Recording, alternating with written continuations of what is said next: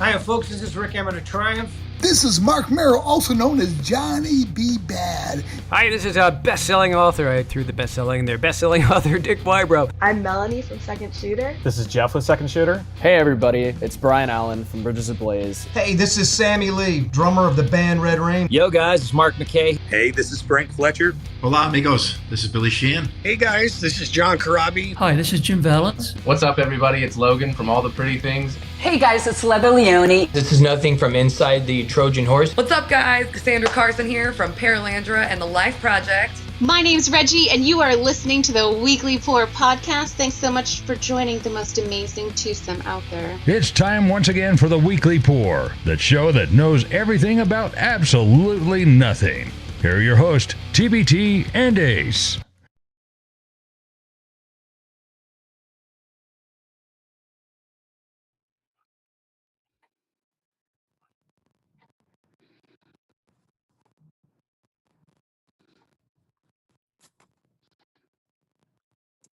Welcome to episode 169. I am TbT. That guy over there is Ace. This is the Weekly Pour podcast. As you just saw, it's the unfortunate news that by now just about everybody knows. Not the way anybody wants to kick off an episode of a podcast, especially one that we have so much fun on. But unfortunately, as you saw, we lost Three Doors Down lead singer and founder, Brad Arnold, just 4 days ago due to what he's been going through as he battled cancer. That news was a huge shock to the majority of the rock world. Anybody that's ever known Brad Arnold or listened to Three Doors Down, this affected people. This affected people in such a different way than some of the people that we've lost in the past, year or two, including Ozzy and even go as far back as Lemmy. This was a different thing. This is a different generation. Right. And then I think that's huge. So if you didn't know, Brad Arnold was only 47 years old when he succumbed to stage 4 clear cell renal cell carcinoma, which is basically a type of kidney cancer that he was diagnosed with back just last year in 2025. So this wasn't a battle that he knew about, that he was going to have to fight for a long time.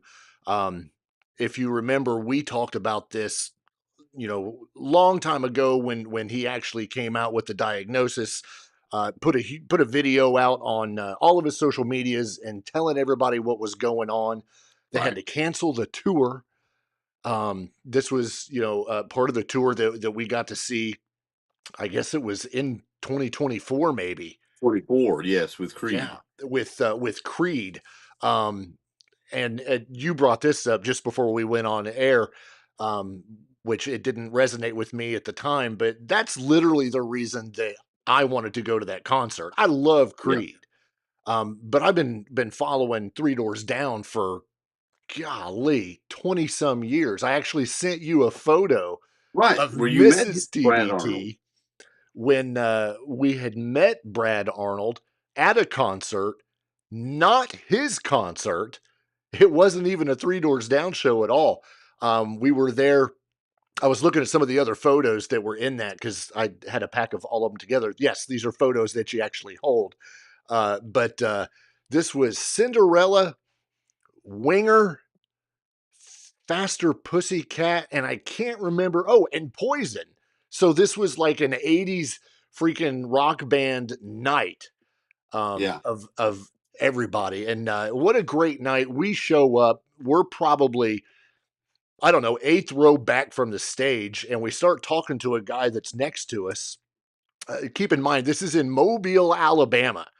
So we're down south watching this show, and the guy sitting next to me, Mrs. TbT, and a friend that went with us, he's like, oh man, he maybe just a little bit inebriated, asking, who you guys here to see and blah, blah, blah. And, at the time, of course, it was, hey, I'm here to see Poison and love Cinderella, and Faster Pussycat had just went into their goth stage. and of course Winger, loving Red Beach. And he's like, did you know just a couple rows up, 3 doors down's here? And we're like, oh, that's cool. You drunk? What's up? And he's like, come on, I know him. Let's go meet him. I'll introduce you guys. And I was like, okay, who am I to say no? So I grabbed Mrs. TbT and we walk up there with this guy. The absolute nicest group of guys for a drunk dude bringing up strangers to say, hey, they wanted to meet you. Got the I wanted them to opportunity. meet you. Yeah, exactly. We got the opportunity to talk to all of the members there for a while. And then I asked Brad if he wouldn't mind taking a picture, and he obliged. He was, it seemed to be more than just a, yeah, sure. It was like, oh, absolutely. Come on. And the picture I showed you has my wife, Mrs. TbT, with Brad Arnold, and then that drunk dude in the middle. Because, Well, that's who that is. yeah, drunk dude wouldn't step away. So, but still, that moment, you even asked, you're like, oh, didn't you get a picture? And I'm like, no, somebody had to take the photo. This wasn't grab your phone and take selfies back in 2000. And you didn't trust the drunk guy. Absolutely not. He probably would have dropped it and smashed it, and we wouldn't have this one piece of what is now a moment in time with someone that we absolutely loved. What's kind of interesting though about that era of bands that Three Doors Down is with, and you look at Brad Arnold, I'm not saying anything negative, but he's a bit unassuming. I don't know if you'd pick him out in the crowd. Like if Tom Kiefer walked down an aisle in the middle of a crowd, he would stand out. Yeah, because he's got the hair and probably dresses a certain way, and right, that kind of thing. But bands like Three Doors Down and of that era, Nirvana, even those guys are kind of unassuming. You would have to know them. So think of how they thought they might be mingling in. No one knows us here. No one would expect us to be here at this Cinderella, Winger, Poison, Faster Pussycat show. Well, and that's the thing. You're exactly right, because when we went up there, it wasn't like we had to fight through a crowd. It was just, hey, we were obviously there at the concert early enough when the doors opened, and we just, walked up the aisle, 2 aisles up, not 3, 2 aisles up, and we go to the aisle in front of them and just walk down because those people weren't in their seats yet. So it was wide open. And drunk dude's like, hey, Brad, this is my new friends, and all that. And very, like you just said, very unassuming, and it could blend in the crowd. No big deal. Yeah. This was, I was trying to pull that photo up real quick just so I could look at the date. Because the date, this is one of those things where, back when cameras, this was 2002. Okay. So almost 24 years ago. Yeah. So they were established at that point. Yeah. Yeah. And this is, this was the band from Escatawpa, Mississippi. I do remember when Poison came on, Bret Michaels acknowledged them. Said it was great to see this new up-and-coming band, Three Doors Down here. Brad, guys, it's good to see you. I thought that was very cool. And now, you had mentioned, once again, because we always do this show before we actually hit the air. Right. They have so many songs that they can sing. Them. Right. I looked it up just to be sure I was right, but there's at least eight singles that probably most people know. Yeah, and when we went to the show, if you think about it, they're opening. So they get 40 minutes, right? Something like that. They got 8 songs. They throw a couple other little things in there, probably secondary hits of some sort or something from the record. But the majority of their set are songs you already know. Right. And this is a band that only put out 6 albums. I say only, like we've put out more. They've put out 6 albums. I will read a little bit here. Brad Arnold was from Escatawpa, Mississippi, born on September 27th, 1978. He founded Three Doors Down in 1996 and temporarily played drums for the group in addition to singing. The band released 6 albums between 2000 and 2016. The singles Kryptonite, Loser, and Duck and Run from their debut album, The Better Life, helped push the band into the mainstream. The album peaked at number 7 in the U.S. and has since been certified 7 times platinum. That's 7 million albums. Of course, the band achieved their first #1 album in 2005 with 17 Days. Super popular band. Brad Arnold, he battled his own demons, but he was able to get through that. Got through all of it, and you go to his shows, man, they're just one of those. I almost want to say like a good old boy band. Just Yeah. you see them play on stage, and it's like, you know what, I could just hang out with those guys, and being someone that had got the chance to actually meet them outside of their own concert. Totally believe it. I get it. What a fantastic band. Um, Obviously our hearts go out to his family and friends and all the fans that have lost what I would absolutely consider from the 2000s an idol Hmm. to the music business and everything that he brought. They were, for that era, really, really big, like really big. And to think, of course, I can't remember exactly when their last record was. It wasn't that long ago. Um, it's one of those that probably didn't do as well at the time, but they don't have to really put out records now. They can, like I said, they can just do these tours with a good support act, well, with a good headliner, and really draw a crowd, and people want to see them. And now, at only 47 years old, that's all done. Yeah. As we mentioned, Three Doors Down were part of the I'm going to get this wrong, Summer of '99 tour. Yeah. Yeah, I think I couldn't remember if that was the name of it. They were out, of course, with Creed, and that was a huge show in itself. But I tell you right now, Three Doors Down did not disappoint. I am super super stoked to have been able to went to that show or to go to that show and see them with this unfortunate passing. So it sucks, but his memory will remain in his music. I know I, for one, have been playing Three Doors Down music like crazy. I did anyway, but we've reached almost 63 degrees for one day in the last Yeah. 3 months, and synonymous. Three Doors Down, synonymous with summertime partying, that. So I had to play some anyway. Right. You were playing the music. We had an interesting moment at my house where the day of the passing, I was in the kitchen in the evening. I think I was making dinner for the family, that kind of thing. And my daughter is in one room, my future son-in-law is in another room, and I start singing Here Without You, just singing along. And then all of a sudden I hear another voice from another room, and it's my daughter. I hear my future son-in-law, her fiance in the other room joining in, and we're in different rooms and we're all singing the same song, just having a kind of a neat little moment. It was kind of cool. Yeah, exactly. So yeah, it sucks. Obviously, we never want to start off a show like this. There's always something that seems to pop up. I mean, we just got a notification just right before we went on the show that someone else had passed away at the age of 72, and we were scrambling to figure out who that was. We were like, "Oh no, here we go again," because we didn't want to fill the episode with that stuff. It's just one of those things. But but don't let these deaths are the kind of hitting heavy lately.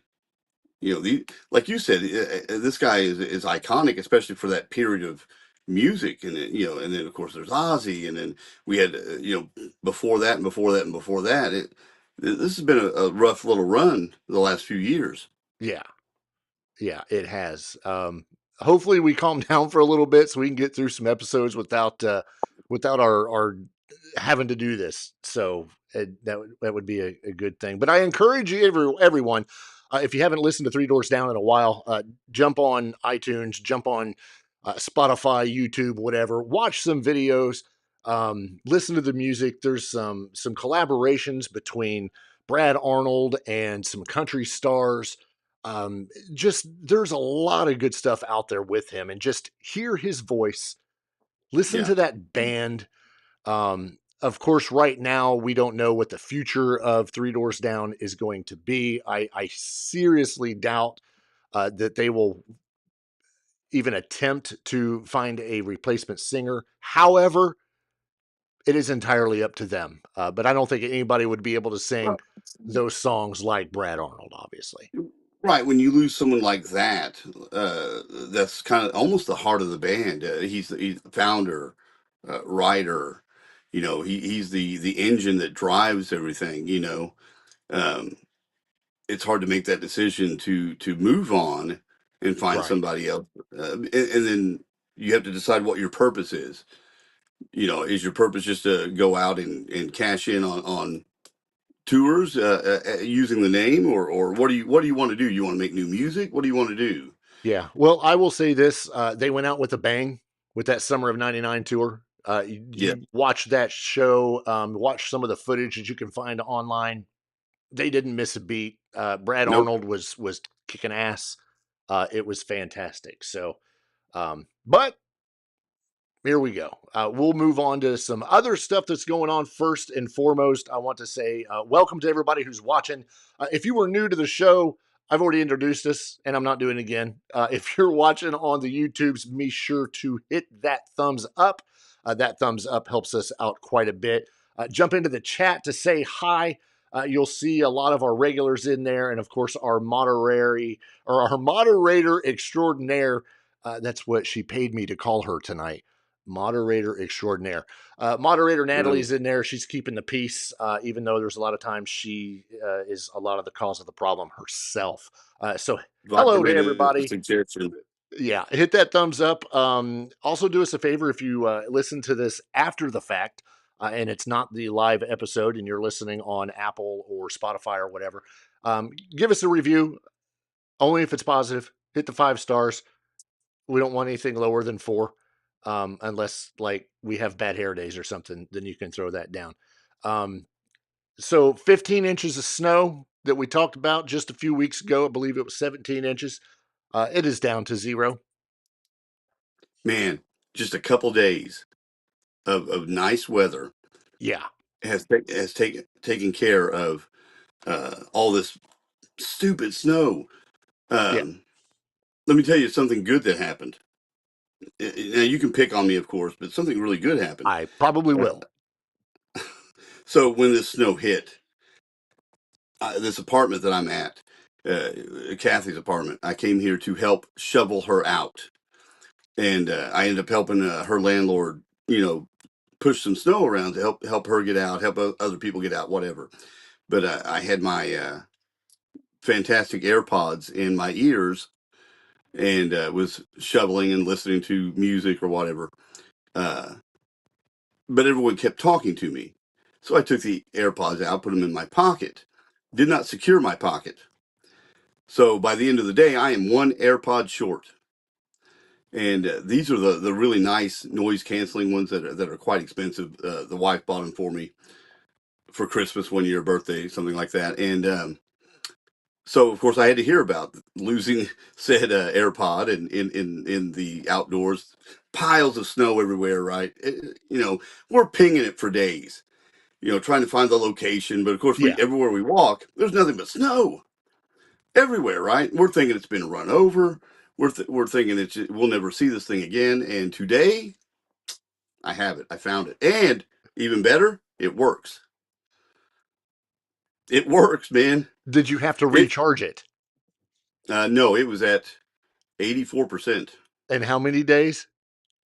It's been, 10 days? That's incredible. Maybe you froze the charge. Right. The snow pile it was in was one I shoveled. I created. It was. Well, I wouldn't expect it to be in another pile. Well, it was 6 feet tall. 5 to 6 feet tall. It was at the very bottom, buried in that snow. I don't think they pile shit that high. Wait, snow. It's snow, man. You just chuck it. But yeah, I found it. Congratulations. I literally did not do the same thing with an AirPod, but I lost a wristband that I couldn't find that I wear all the time. Yeah. And when Homeboy was over here and they cleared the driveway, in order for me to give him actually stickers for the podcast, I had to take my glove off. And I think when I took my glove off, the wristband came off with it, and I found it yesterday in the driveway. See? Yeah. When the snow melted. I'm going to take $100 and lose that out in the snow next time. Just so when it melts, I can be like, look, the snow fairy. Have you ever like left money in your pocket? You know how you leave money in your coat pocket, and then 6 months later you put the coat on for winter, and oh, I got money, right? I found money. No. $20. No. Have you ever done that intentionally? I've done that intentionally. No, because I don't carry cash. So unfortunately, if it were to show up in my pants pocket, it wouldn't be mine. Why? What do you have against cash? Nothing. That's a secure form of payment. Is it though? It is, and it's a standard that you need to carry on. At least always have money in your wallet, just in case. What? I don't even carry a wallet. What are you, a caveman? Who carries a wallet nowadays? Let me guess. It's this thick and you put it in your back pocket and you have problems with your sciatic nerve. No, I don't. But I do carry a wallet. I don't. Don't tell me you like, ooh, everything on your phone. Don't tell me. No. I don't carry a folding Velcro wallet anymore because it's 2026.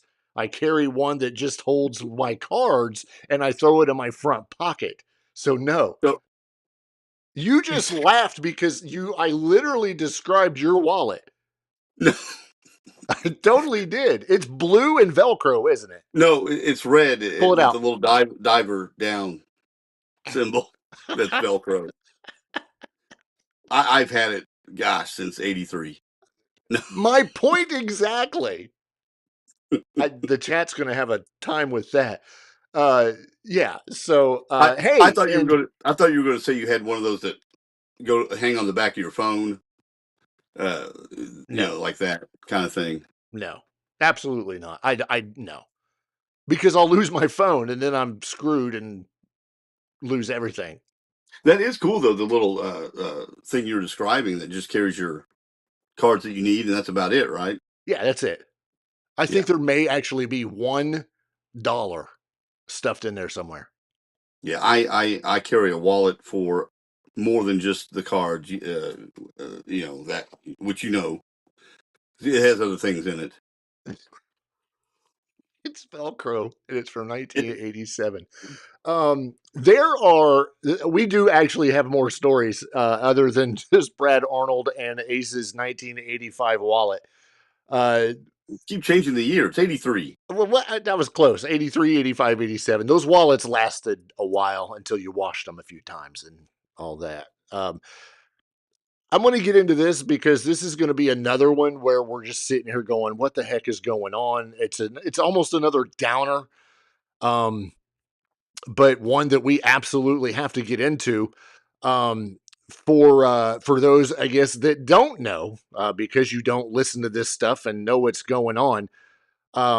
If you remember, probably a few months back, we talked about the upcoming Twisted Sister 50th anniversary tour that was going to be taking place this year. Well, about 6 days ago, unfortunately, Twisted Sister announced that they have scrapped this 2026 reunion show after Dee Snider resigned his position as lead vocalist for Twisted Sister. There's a caveat to this. Wow. It's not so much the fact that he resigned.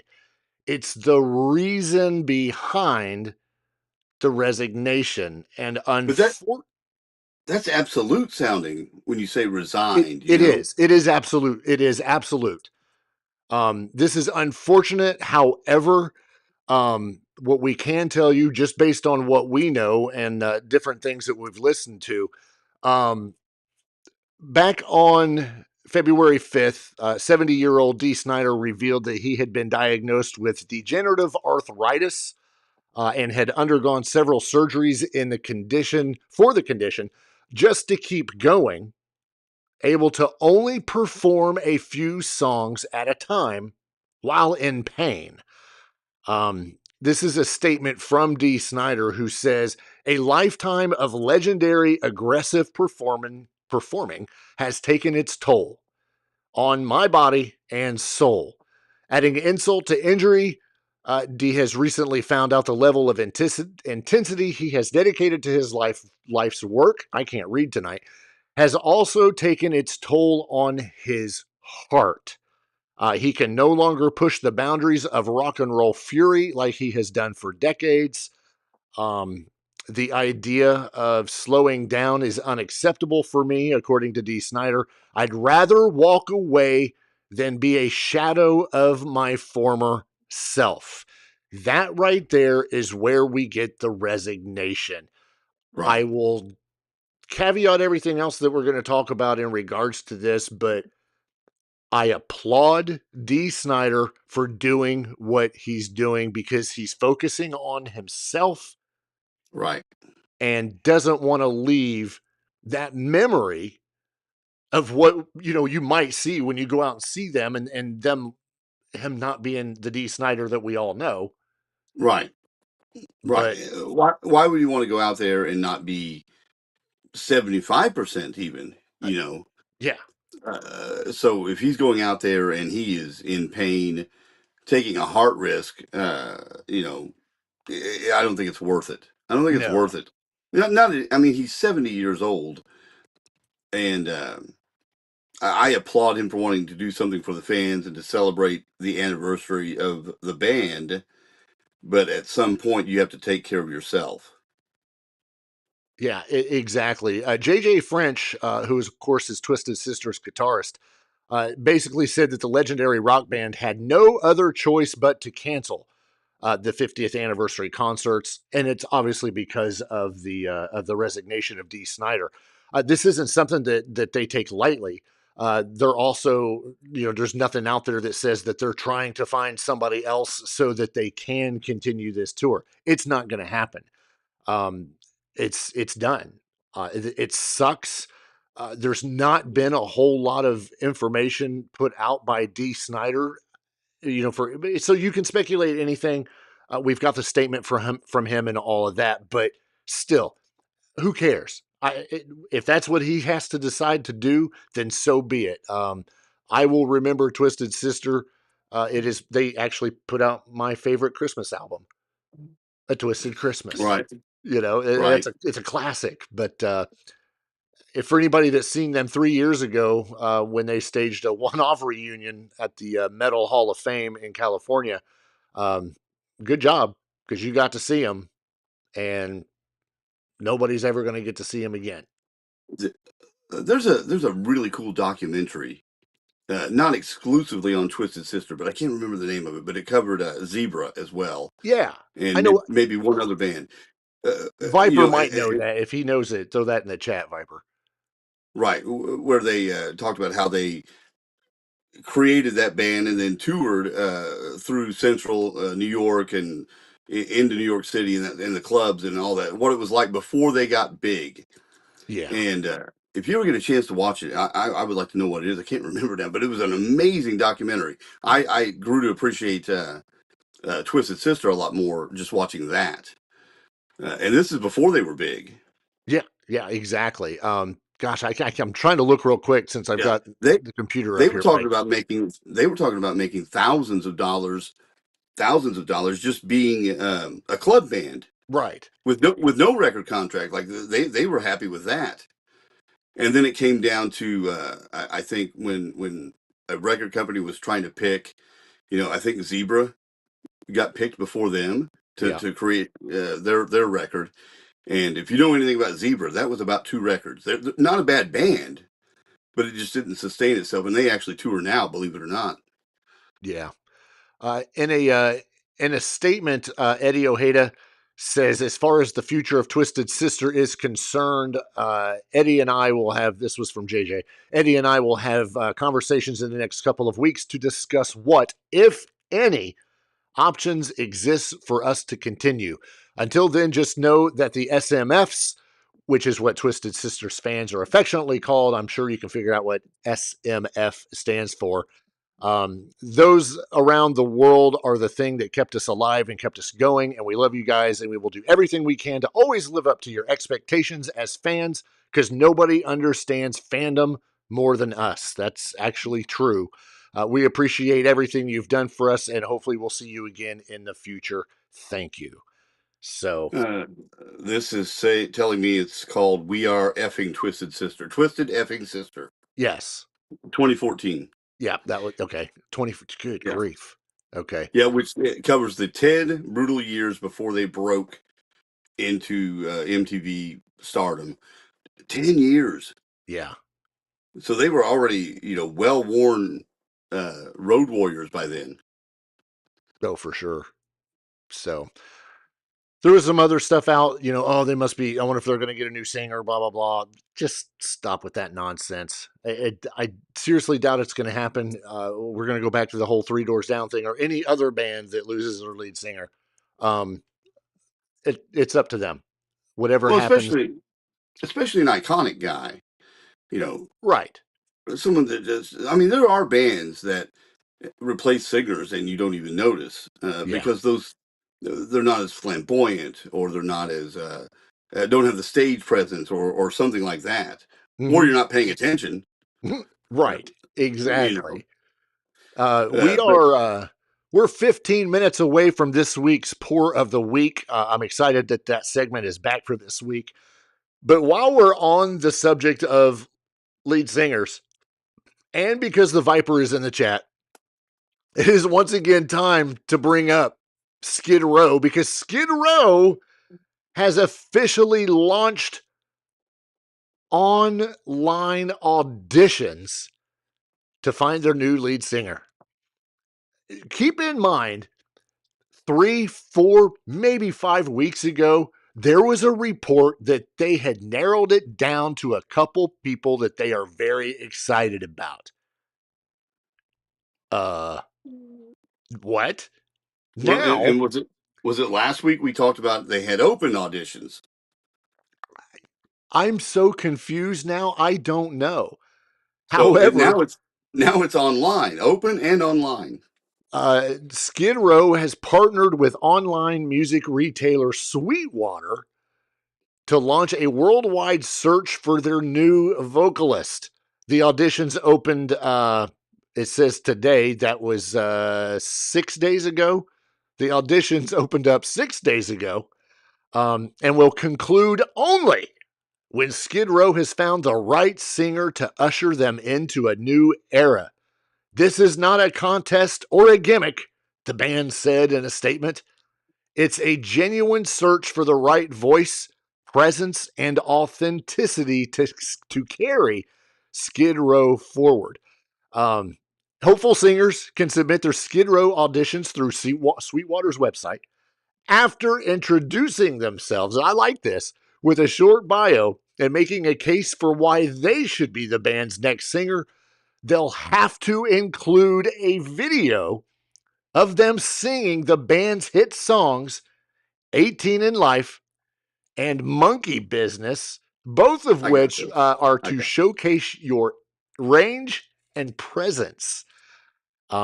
Submissions will be reviewed directly by Skid Row, their management, and Sweetwater. The band will reach out to promising candidates at the email they provided. Give me a day, and I will lock this job down. I'm going to submit it online, and I am going to AI the shit out of it. Please do. And I will lock this down and sound better than Sebastian. Oh, now I think you're just pushing it. Well, it's not. It's AI. I can do whatever I want. No, we don't like AI. Well, they won't know anything until they actually meet me. Yeah. Then when they say, okay, go ahead and start singing for us, you just pull out your phone and you hold it up to the microphone and you just start playing. Right. Yeah, there's an app for that, probably. I'll just channel my voice through the app. I mean, and I'm joking, but man, they would have to really, really watch some of these videos that they've got and listen closely to make sure they're not getting scammed. Yeah. I'm ready for your audition. I can't wait to hear it. Oh, it'll be great. I'm sure it will. I do like how they picked like Monkey Business. Like if you can sing that, right. I mean, that might be one of the. I mean, that whole album, "Slave to the Grind." If you can sing anything off that record, they really should put "Wasted Time" on there. I think they should do "In a Darkened Room." Oh my goodness! I mean, like you just said, it's that whole freaking album. The whole album. I do know someone that's free. I mean, he does tour, and he's getting ready to tour now, but he wants to do it as well. I cannot wait until he posts on his social media his tryout, his audition tape. Oh my! I'm that would be calling it so now. good. Will you hit him up on Twitter, X, whatever? Yeah. At Sebastian Bach, please send in your audition. Yeah, submit your audition tape now. Is it a tape? Maybe it's just a video. Like, we call it upload a your tape. stuff. Right. Holy crap. That'd be kind of cool. That would be cool. Yeah. Well, speaking of surprising auditions, I texted you the other night because I was like, hey, do you watch American Idol? And you were like, sometimes. Well, I love watching the first few episodes because that's when they don't do it so much anymore, but I always like to hear the really crappy singers. But now they just show you all the people that they like, and it kind of makes it boring. However, surprise, surprise, we had someone that's literally in a band. Hang on just a second. I want to say in the chat, Shannon suggested Chris Jericho try out. For Skid Row? For Skid Row. And that is funny on two levels. A, he's not nearly the singer Bach is. And two, they had that tiff just a couple of years ago about the lip syncing allegations on Jericho. Well, now we have two people that we need to try out, Sebastian Bach and Chris Jericho. I'm with Shannon. We do. That would be fun. Do it. Then they can wrestle. Anyway, back to American Idol. Surprise audition. I had to pause it and I had to take a picture and send it to you because I was shocked. Brett Carlisle, who is from Alabama, that has very little meaning, but you'll understand in a minute. Brett Carlisle from Alabama, the state, not the band, tried out for American Idol. This is a rock vocal, and there's been a handful of the singers from American Idol that have went on to become part of famous rock bands. Adam Lambert, of course, we all know he went for Queen. James Durbin ended up with Quiet Riot. Bo Bice with Blood, Sweat, and Tears. Now, instead of winning or being on American Idol and going to a band, now if you're in a band, you can go be on American Idol because Brett Carlisle is actually the current lead singer for the iconic Los Angeles band Great White. The cool thing about this audition is it's not even fair. It's not fair when you have Mark Kendall and Michael Lardy at your audition playing the instruments so that you can do your song. And for the very first time ever, they sang he sang a stripped version of House of Broken Love. I love that song from Great White. Great Never song. heard a stripped version, but they did. I'm a huge Mark Kendall and Mark Kendall and Michael Lardy fan. Love those guys. And when I seen them, I was like, wait, what? Because I have to admit, I was tapping through the people I didn't really care about, didn't want to hear. But then I seen a rocker dude, and I'm like, let me back up, and I'm like, that's Mark Wait, Kendall. I was like, what? And then I look at that's the the piano. I'm like, it's Michael Lardy. So that's then the I had to first watch it. person I saw when you sent me the picture was Mark Kendall. What I like about the article you sent me was it states that he was backed by founding Great White guitar legend. Now, I've always said Mark Kendall never gets the credit he's due for Yes, how good he is as a guitar player. So it's nice that they said that. Um, absolutely.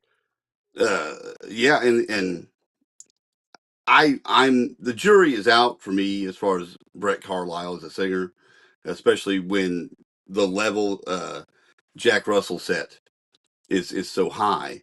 But they like him. I mean, the Great White guys love that guy, and they've Yeah. had him for what a couple of years. Has it been a couple of years? I want to say it's been like 4 because I think it was 2022 when he went when he joined. Yes, 2022 Wow, when he became the front man of Great White. wow. Okay, so he's been there a minute, 4 years. Yeah. Um, I just I just don't understand the show itself. Are there no rules at all? He doesn't he doesn't per se have a record contract. I think that's part of this. Right. Like Brett Carlisle doesn't have a contract. You know, he's basically not even really probably a member of Great White. He's their singer that they They're employ. vocalist. Yeah. Their vocalist, yeah. So I guess if there were rules, that's how you're skirting around them a little bit. Right. But this isn't the first time. And I'm going to bring up what Kathy said in the chat. It may not have been American Idol, but whatever the other one is that Simon does now, had Gurish and the Chronicles, Yes, Steel true. Panther. So Yeah, that was America's Got Talent. No, that's what it is. yeah, Yeah. yeah. America's Got Talent. But I think this is the first time it's been done this way on American Idol. The kicker to this, I don't know if you caught this in this article, but it was and I can't find it anyway. Actually, I'm going to wait because I'm going to find it because I want to get this right. So A casting agent reached out to Carlisle about auditioning for American Idol after seeing some videos on social media of him singing. So this wasn't him just really, saying, "Oh, I'm going to go do this." A oh casting wow, agent. that changes a lot. That changes a Right. lot. I thought this was him. I thought maybe this was Mark Kendall saying, "Hey, we're going to set you up, try to help you out, Him and and give you Michael this Lardy audition." were off and they decided to go out and just help him because he wasn't going to sing that song until they showed up. He was going to, I don't remember what it was. He was going to sing something else. But because they were there, he was like, yep, nope, we're doing a Great White song. And of course, Carrie Well, Underwood, being the rocker that she is, she knew it. she knew it. Yeah, she was like, oh, sweet. And then, of course, they had to do a little bit of Once Bitten, Twice Shy after it was over. And yeah, Well, he got the golden ticket. I do like the idea of them supporting him, Kendall and Lardy. Absolutely. If that was my guy, I would support him too. And it was a fun segment Yeah. to watch. I'm just sitting there thinking he's already got a job. you know, uh, Exactly. Why do we need another and, one for him? and you mentioned, and so did Kathy, Girish and the Chronicles. Um, my thing is with the way music is today, and of course these shows do whatever they want. It's their rules. But I don't know who has record contracts and who Oh, doesn't. yeah. Because you and I can come to your house and we can record a record and throw it on iTunes. We can record a song Yeah. and throw it on iTunes. So um, so much is done DIY that I don't know who does and doesn't have some sort of contract that binds them. So I think some of that allows some freedom for people to go on shows like America's Got Talent or American Idol or something like that. It does, and I like it. So I'm curious to see how far he's gonna go. I don't know his range. And you know how they do it, and Mm-hmm. yeah, I don't know. But Well, very yeah, cool and will he? nonetheless. Well, and going forward, do you continue to sing Great White songs? I don't think No, you would. because I think they end up choosing the songs for him because they want to test his range and see what Oh he can do. yeah, they do. They do weeks, don't they? They have like Yeah, '80s week and Elvis week and something crap like like that. that. Yeah, because Right, you don't right. even go to Hollywood anymore. You go to Hollywood Week, which I think is in Nashville. Oh, come on, are you serious? Yeah, I No. I don't get it. Yeah, you got to So, save money. You can't fly everybody to L.A. but there's a couple things that come out of this type of thing, though, is also exposure. Right. It's exposure. Not that Great White needs a lot of exposure, but it doesn't hurt. No, exposure never hurts unless it's negative. And then when you have a band like Garish and the Chronicles, no one knows them. Yeah, They're from India. but they're phenomenal. Right, they are phenomenal. And remember what I sent you just a week ago. Right. Yep. Exactly. Right, Garish is the vocalist on the new Joel Holstra 13 record. Yeah. And I don't know if they knew him prior, but if they didn't, that exposure may have helped. Yep. Exactly. With the slowly running out of time, it is that time for us to jump in and give you the pour of the week. So we won't go any further. We still have a few stories to get into. We'll get into those here in just a minute. Until then, enjoy.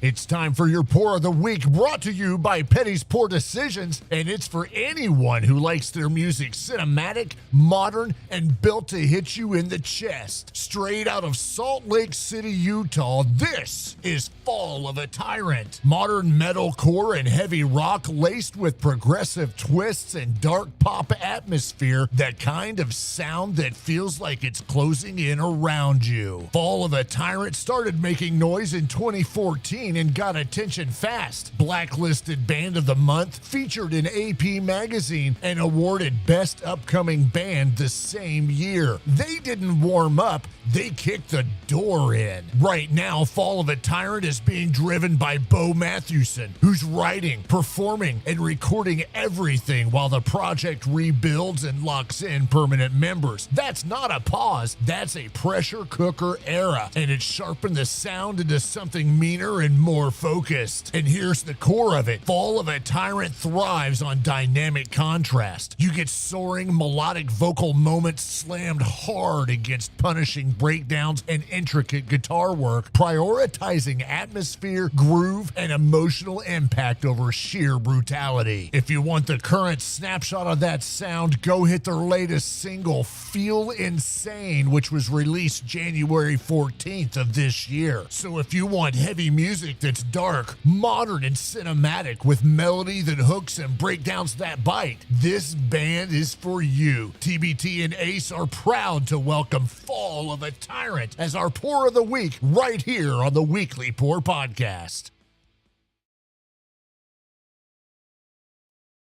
There you have it. Fall of a Tyrant.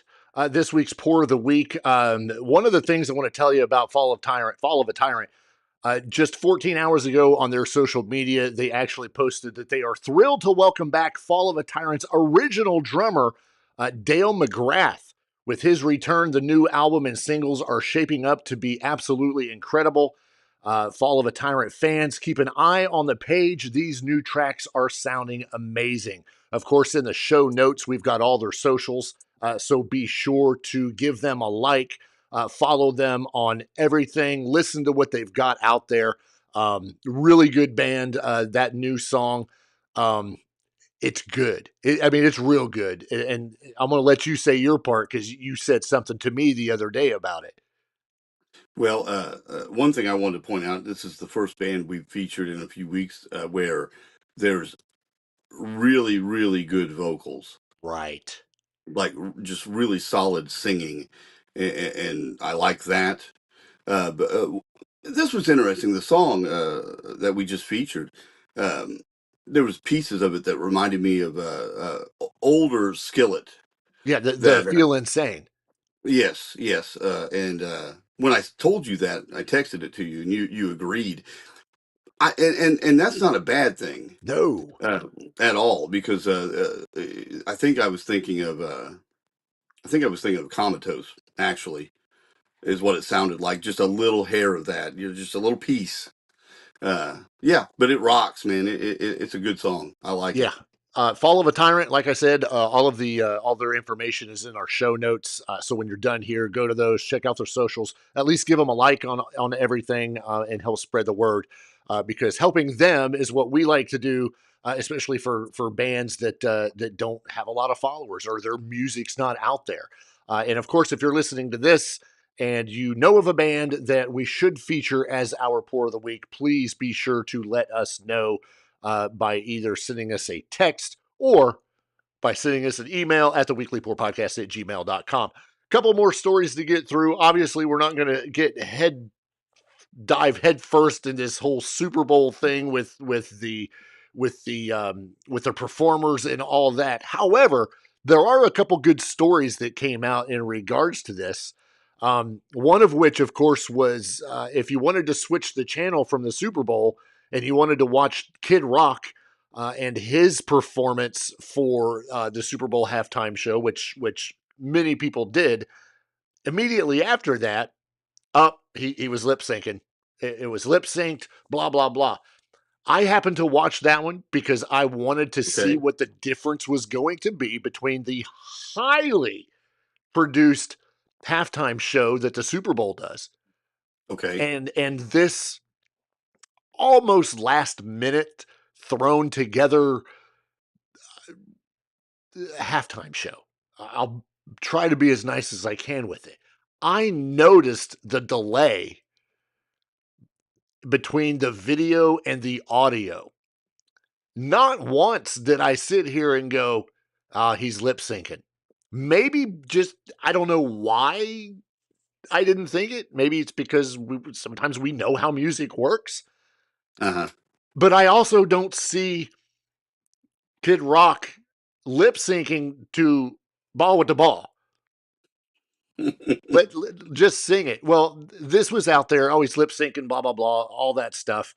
Kid Rock actually came out with a statement and said that, he didn't. He was asked a question. There's a lot of questions about what happened during your first song on stage. And Kid Rock said people were talking about it. It seemed a little out of whack. And it was just out of sync. Because I think it's I think it's known that this was not live. They were pre-recorded. Well, he was singing live, but they taped this performance. No, right. The broadcast was not live. The broadcast was pre-recorded, and there's production and all the stuff that goes into things after you record. Except for this show, we don't produce anything. But there's all this stuff that's going on. For whatever reason, there were issues with lining up the audio with the video. I don't get it. I should have put a call into my brother-in-law who does this kind of stuff. But well, I think there was another point he made that there's a DJ that also fills in those parts. They kind of do a back and forth thing, and the camera never showed that the other guy. So right. So when I'm watching it, I just watched a clip on I think a reel or something, just real quick, and it did. That was my first impression. Was like, oh my god, he's doing a blatantly terrible job of lip syncing. Yeah. Then I thought, well, why would he do one so blatantly terrible? I don't think he would do one like just this bad. But it was totally focused on just Kid Rock. So he would pick up at certain parts and sing, or whatever he does on that song. So you can see. Does that mean there were backing vocals? Well, that means that he is on the parts he doesn't have to sing, that the DJ fills in. He drops the mic. Right. So, but you're still hearing vocal. Yeah. But so if they don't show the other singer or the other vocalist, you're assuming that he's lip syncing. Yeah. That's that's why it looked like that. I judge for yourself. He's come out and made this whole statement. There is post-production things that go on that you would think they would be able to figure out how to sync vocals up before they put it on the air. But I understand his explanation. I think it's plausible. Right. Nat, she actually put on here in the chat that it was boring, honestly. It was very underwhelming. That performance? That entire halftime show. Really? I thought was underwhelming. Yeah, just my opinion. I'm trying to steer away from everything else, all the political bullcrap that was involved with people that were supposed to be there that dropped out. So then there was time they had to fill. I think Shinedown was one of them. I don't know. I don't know if they were supposed to be at this or just part of the tour that was going on. But either way, I thought it was very underwhelming. I'm still glad I watched it. I still like Kid Rock. This is the stuff, that was going on back in the day, and just everybody got going, and it was cool. I didn't know he still played that song. Yeah, me neither. You know, his drummer I have absolutely loved for years, and I don't even know what her name is, and I feel bad.